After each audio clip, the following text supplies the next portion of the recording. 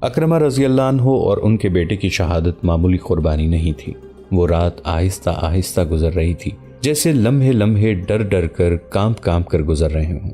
زخمیوں کے کراہنے کی آوازیں سنائی دے رہی تھیں۔ کئی شہیدوں کی بیویاں وہیں تھیں، لیکن کسی عورت کے رونے کی آواز نہیں آتی تھی۔ فضا خون کی بو سے بوجھل تھی۔ دن کو اڑی ہوئی گرد زمین پر واپس آ رہی تھی۔ شہیدوں کا جنازہ پڑھ کر انہیں دفن کیا جا رہا تھا۔ ابو عبیدہ رضی اللہ عنہ نے یہ انتظام کر رکھا تھا کہ رات کو کسی ایک سالار کو مقرر کرتے تھے کہ وہ تمام خیمہ گاہ کے ارد گرد گھوم پھر کر پہرہ داروں کو دیکھے، پھر ان مجاہدین کو جا کر دیکھے جنہیں دشمن کی خیمہ گاہ پر نظر رکھنے کے لیے آگے بھیجا جاتا تھا۔ اس رات ابو عبیدہ رضی اللہ عنہ نے اس خیال سے کسی سالار کو اس کام کے لیے نہ رکھا کہ سب دن بھر کے تھکے ہوئے ہیں، وہ خود اس کام کے لیے چل پڑے، لیکن وہ جدھر بھی گئے انہیں کوئی نہ کوئی سالار گشت پر نظر آیا۔ سالار زبیر رضی اللہ عنہ تو اپنی بیوی کو ساتھ لے کر گشت پر نکلے ہوئے تھے۔ دونوں گھوڑوں پر سوار تھے۔ ان کی بیوی بھی دن کو لڑی تھی۔ یہ رات بھی گزر گئی۔ جنگ یرموک کی 5ویں صبح طلوع ہوئی۔ خالد رضی اللہ عنہ نے فجر کی نماز سے فارغ ہوتے ہی سالاروں کو بلا لیا تھا۔ میرے رفیقو، خالد رضی اللہ عنہ نے کہا، آج کا دن کل سے زیادہ خطرناک ہوگا۔ اپنی تعداد دیکھ لو، ہم تھوڑے رہ گئے ہیں اور جو رہ گئے ہیں ان کی حالت بھی تمہارے سامنے ہے۔ آج زخمی بھی لڑیں گے۔ دشمن کا بھی بہت نقصان ہو چکا ہے، لیکن اس کی تعداد اتنی زیادہ ہے کہ وہ اتنے زیادہ نقصان کو برداشت کر سکتا ہے۔ تم نے دشمن کے لڑنے کا انداز دیکھ لیا ہے، صرف یہ خیال رکھو کہ مرکزیت قائم رہے۔ اب ہم زندگی اور موت کی جنگ لڑ رہے ہیں۔ خالد رضی اللہ عنہ نے سالاروں کو کچھ ہدایات دیں اور رخصت کر دیا۔ بعد مسلمان دستے اپنے پوزیشنوں پر چلے گئے۔ ان کی کیفیت یہ تھی کہ ہر دستے میں جسمانی لحاظ سے جتنے بالکل ٹھیک افراد تھے اتنے ہی زخمی بھی تھے۔ زخمیوں میں زیادہ تر ایسے تھے جو کسی حد تک لڑنے کے قابل تھے، لیکن ایسے بھی تھے جو لڑنے کے قابل نہیں تھے مگر وہ اپنے ساتھیوں کا ساتھ نہیں چھوڑنا چاہتے تھے۔ عورتیں آج بھی لڑنے کے لیے تیار تھیں۔ مسلمانوں کی یہ دگرگوں کیفیت دشمن سے چھپی ہوئی نہیں تھی، اس نے اس سے پورا فائدہ اٹھانا تھا۔ مسلمان سالار رومیوں کے محاذ کی طرف دیکھ رہے تھے۔ انہیں توقع تھی کہ آج رومی زیادہ نفری کے دستوں سے حملہ شروع کر دیں گے۔ مسلمان سالاروں کو یہ خطرہ بھی نظر آ رہا تھا کہ رومی اپنے سارے لشکر سے حملہ کر دیں گے۔ صبح سفید ہو چکی تھی، لیکن رومی آگے نہ آئے۔ پھر سورج نکل آیا، رومی آگے نہ آئے۔ رومیوں کا یہ سکوت خطرناک لگتا تھا۔ یہ طوفان سے پہلے کی خاموشی معلوم ہوتی تھی۔ خالد رضی اللہ عنہ کو خیال گزرا کہ رومی مسلمانوں کو حملے میں پہل کرنے کا موقع دے رہے ہیں۔ خالد رضی اللہ عنہ پہل نہیں کرنا چاہتے تھے، وہ کچھ وقت اور دفاع کو ہی بہتر سمجھتے تھے۔ آخر رومیوں کی طرف سے ایک سوار آتا دکھائی دیا۔ رومیوں کے لشکر نے کوئی حرکت نہ کی۔ سوار مسلمان دستوں کے سامنے آ کر رک گیا۔ وہ کوئی عیسائی عرب تھا، عربی روانی سے بولتا تھا۔ میں اپنے سالار اعلیٰ ماہان کا ایلچی ہوں، اس نے اعلان کرنے کے انداز سے کہا۔ تمہارے سالار اعلیٰ سے ملنے آیا ہوں۔ سالار اعلیٰ ابو عبیدہ رضی اللہ عنہ تھے۔ یہ تو انہوں نے اپنے طور پر خالد رضی اللہ عنہ کو سالار اعلیٰ کے اختیارات دے رکھے تھے۔ ذمہ داری بہرحال ابو عبیدہ رضی اللہ عنہ کی تھی اور اہم فیصلے انہوں نے ہی کرنے تھے۔ وہ آگے چلے گئے۔ خالد رضی اللہ عنہ وہاں سے ذرا دور تھے۔ ان کے کان کھڑے ہوئے اور وہ ان کی طرف چل پڑے۔ کہو روم کے ایلچی، ابو عبیدہ رضی اللہ عنہ نے پوچھا، کیا پیغام لائے ہو؟ سالار اعلیٰ ماہان نے کہا ہے کہ چند دنوں کے لیے لڑائی روک دی جائے۔ ایلچی نے کہا، کیا آپ رضامند ہوں گے؟ کیا تمہارے سالار اعلیٰ نے کوئی وجہ نہیں بتائی؟ ابو عبیدہ رضی اللہ عنہ نے پوچھا۔ یہ عارضی صلح ہوگی، ایلچی نے کہا۔ اس دوران یہ فیصلہ ہوگا کہ مستقل صلح کے لیے بات چیت ہوگی یا نہیں۔ ہم عارضی صلح پر رضامند ہو جائیں گے، ابو عبیدہ رضی اللہ عنہ نے کہا۔ لیکن بات چیت کا فیصلہ کون کرے گا؟ کیا آپ لڑائی روکنے پر راضی ہیں؟ ایلچی نے پوچھا۔ ہاں، ابو عبیدہ نے کہا، لیکن نہیں، ایک گرجدار آواز سنائی دی۔ دونوں نے دیکھا یہ خالد رضی اللہ عنہ کی آواز تھی۔ انہوں نے ابو عبیدہ رضی اللہ عنہ کی صرف ہاں سنی تھی۔ ابو سلیمان، ابو عبیدہ رضی اللہ عنہ نے کہا، ان کے سالار نے عارضی صلح کے لیے کہا ہے۔ امین الامت خالد رضی اللہ عنہ نے ابو عبیدہ رضی اللہ عنہ کے کان میں کہا، یہ حملے کی تیاری کے لیے مہلت چاہتے ہیں۔ ان کا اتنا نقصان ہو چکا ہے کہ فوری طور پر حملہ نہیں کرنا چاہتے۔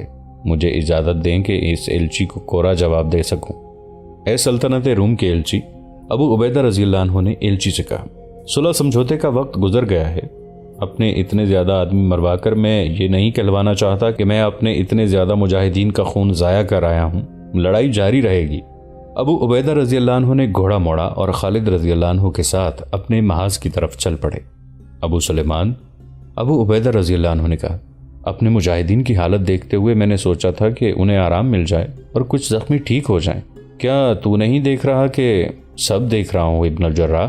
خالد رضی اللہ عنہ نے کہا، لیکن حالت ہمارے دشمن کی بھی ٹھیک نہیں، ورنہ وہ صلح کا دھوکہ نہ دیتا۔ رومیوں کے ساتھ بہت سے قبیلے آئے تھے، رومی سالاروں نے انہی کو سب سے پہلے مروایا ہے اور اپنی باقاعدہ فوج کو وہ بہت کم استعمال کر رہے ہیں۔ یہ قبیلے باغی ہو گئے ہوں گے یا ان کا دم خم ٹوٹ چکا ہوگا، ہم انہیں سنبھلنے کی مہلت نہیں دیں گے۔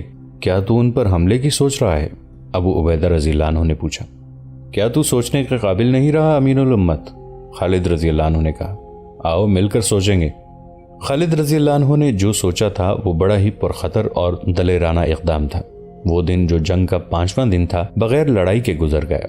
دستوں کو ایک دن کا آرام تو مل گیا لیکن سالاروں نے آرام نہ کیا۔ خالد رضی اللہ عنہ نے سالاروں کو اپنے ساتھ مصروف رکھا۔ انہوں نے 8000 گھڑ سوار الگ کر کے ایک دستہ بنایا۔ سالاروں کو اپنا منصوبہ سمجھایا۔ انہوں نے یہ منصوبہ اپنے جن پیادہ اور سواروں کے لیے بنایا تھا ان میں آدھی تعداد زخمی تھی۔ ایسا خطرہ خالد رضی اللہ عنہ ہی مول لے سکتے تھے۔ چھٹے دن کی صبح طلوع ہوئی، رومی لشکر آگے آ گیا۔ مسلمان میدان میں نئی ترتیب سے موجود تھے۔ رومی سالار گریگری گھوڑے پر سوار آگے بڑھا۔ گریگری ان دستوں کا سالار تھا جس کے 10 سپاہی ایک ایک زنجیر سے بندھے ہوئے تھے۔ گریگری نے دونوں فوجوں کے درمیان گھوڑا روکا۔ کیا تمہارے سالار اعلیٰ میں ہمت ہے کہ میرے مقابلے میں آئے؟ گریگری نے للکار کر کہا۔ ابو عبیدہ رضی اللہ عنہ نے اپنے گھوڑے کو ایڑ لگائی اور گریگری کی طرف گئے۔ رک جا ابن الجراح۔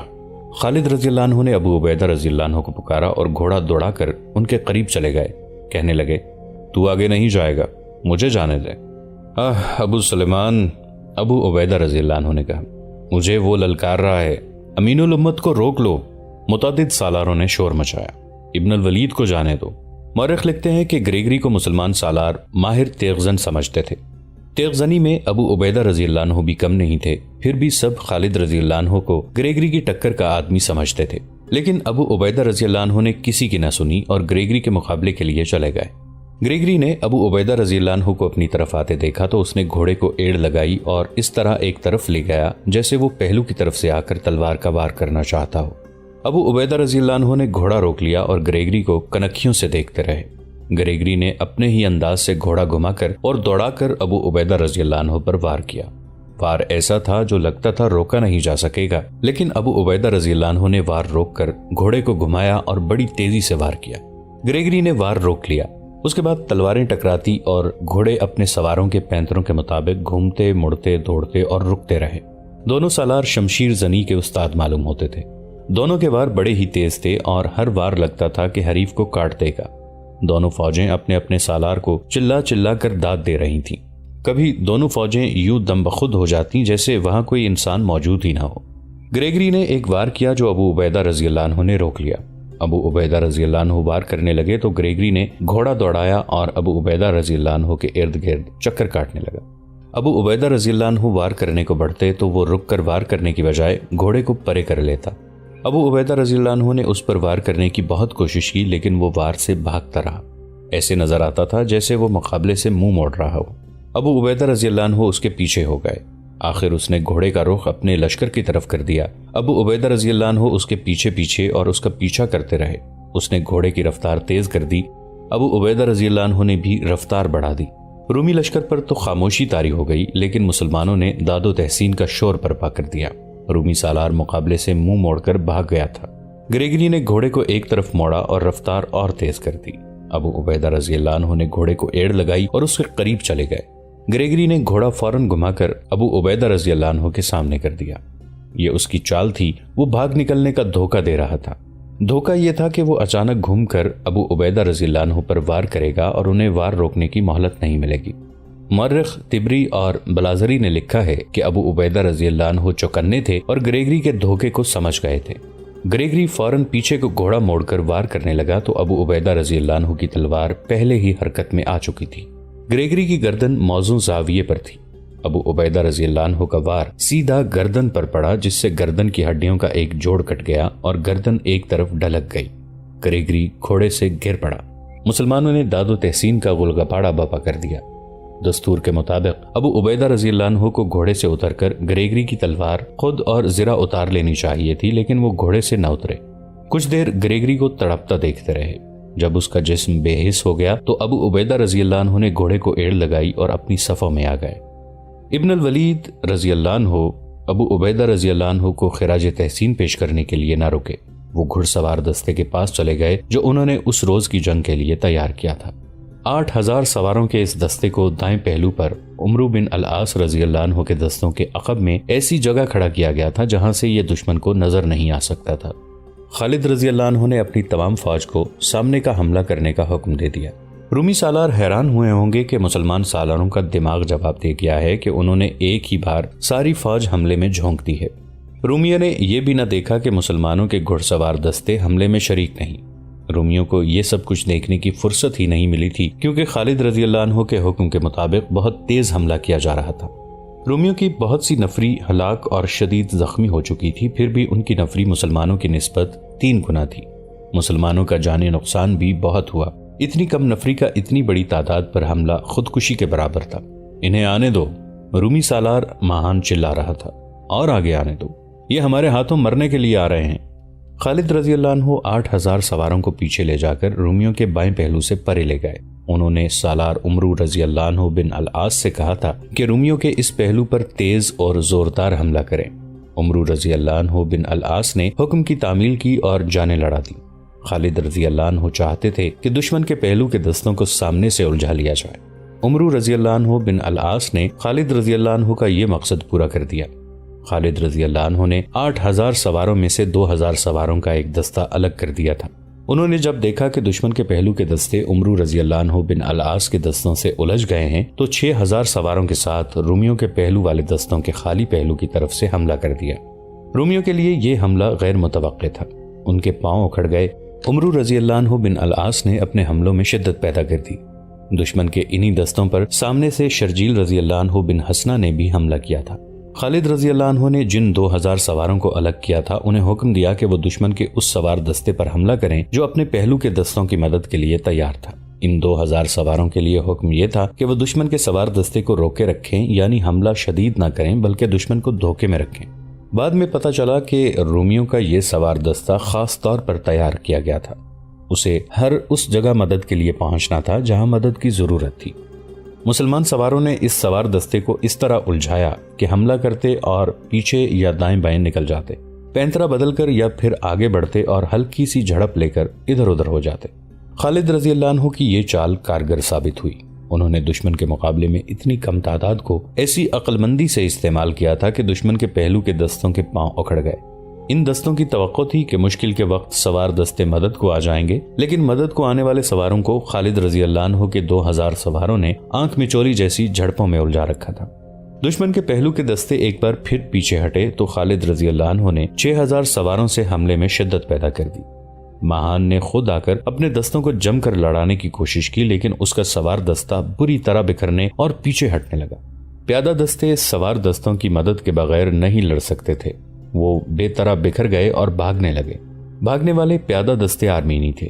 مورخ لکھتے ہیں کہ ان کے بھاگنے کی ایک وجہ تو مسلمانوں کے سوار دستے کا حملہ تھا اور ان پر سامنے سے بھی بہت زیادہ دباؤ پڑ رہا تھا، اور دوسری وجہ یہ تھی کہ آرمینی سالاروں نے محسوس کیا کہ انہیں دانستہ سواروں کی مدد سے محروم رکھا جا رہا ہے۔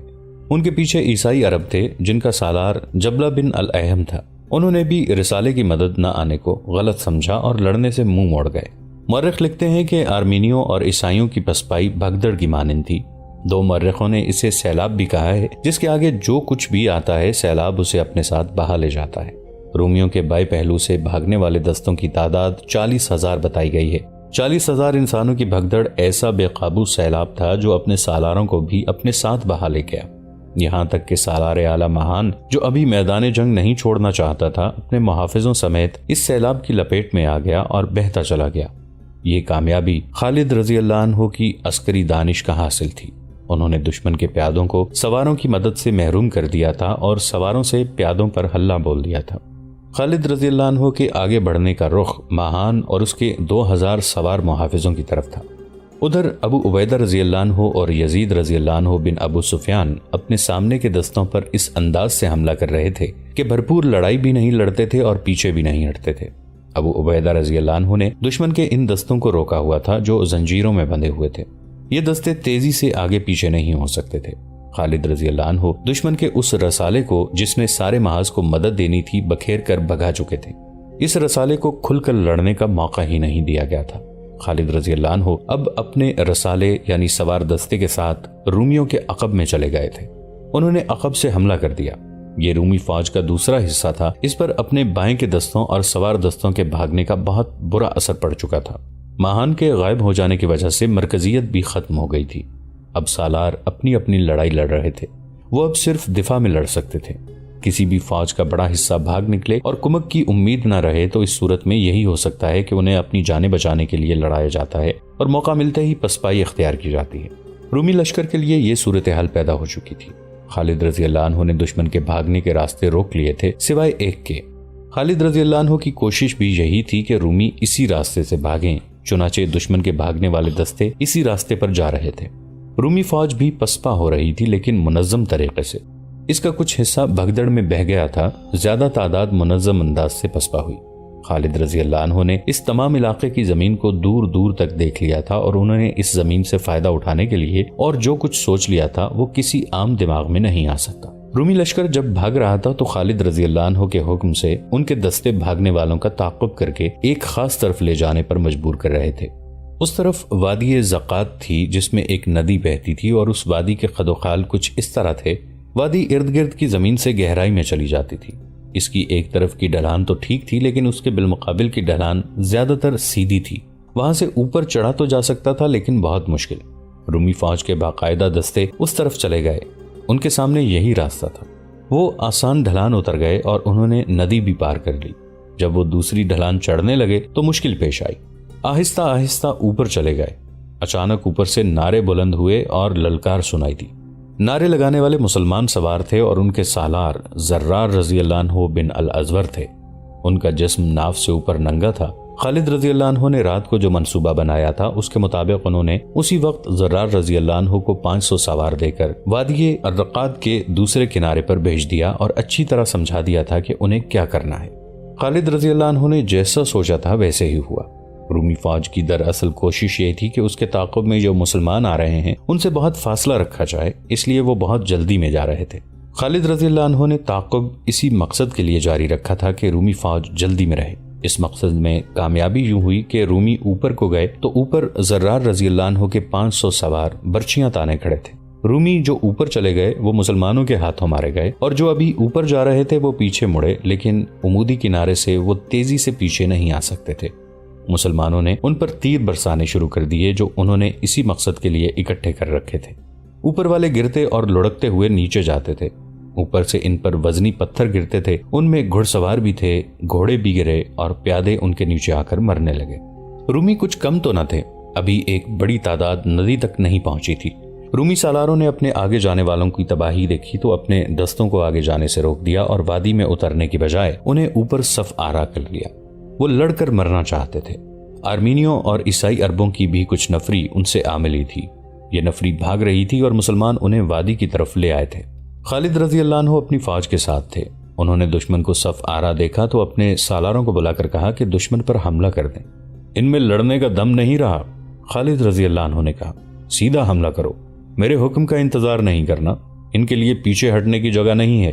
ایک طرف دریا یرموک ہے، دوسری طرف گہری وادی ہے، سامنے ہم کھڑے ہیں، ان پر حلہ بول دو۔ رومی پھندے میں آ گئے تھے۔ ان کا لڑنے کا جذبہ پہلے ہی ختم ہو چکا تھا۔ بعض مورخوں نے مسلمانوں کی تعداد 30,000 اور 2 نے اس سے کچھ کم لکھی ہے۔ شہادت اور شدید زخمیوں کی وجہ سے نفری کم ہو گئی تھی۔ ایک دستے کو عورتوں اور بچوں کی حفاظت کے لیے پیچھے چھوڑ دیا گیا تھا۔ مسلمانوں نے حملہ کر دیا۔ اس میں کوئی چال نہ چلی گئی۔ اس حملے کا انداز ٹوٹ پڑنے جیسا تھا۔ سوار اور پیادے گڑمٹ ہو گئے تھے۔ رومی اب زندگی اور موت کا مارکا لڑنے کے لیے تیار ہو گئے۔ وہ تو تربیت یافتہ فوج تھی۔ اس فوج کی اگلی صف نے مسلمانوں کا جم کر مقابلہ کیا، لیکن وہ جگہ ایسی تھی جہاں دائیں بائیں ہونے اور گھوم پھر کر لڑنے کی گنجائش نہیں تھی۔ اس وجہ سے رومی اپنے ہی ساتھیوں کے ساتھ ٹکرانے اور ایک دوسرے کے لیے رکاوٹ بننے لگے۔ یہ صورتحال مسلمانوں کے لیے سود بند تھی۔ رومیوں کی اگلی صف نے مقابلہ تو کیا لیکن اس کا کوئی ایک بھی آدمی زندہ نہ رہا۔ دوستو، آج کے لیے اتنا ہی۔ اسی کہانی کی اگلی قسط کے ساتھ بہت جلد حاضر ہوں گے۔ نیچے کامنٹ سیکشن میں اپنی رائے کا اظہار ضرور کیجیے گا۔ ہمارے اس چینل کو سبسکرائب کر کے نیچے موجود بیل آئیکن کو بھی ضرور کلک کیجیے گا۔ اگلی ملاقات تک کے لیے ہمارا اور آپ کا اللہ نگہبان۔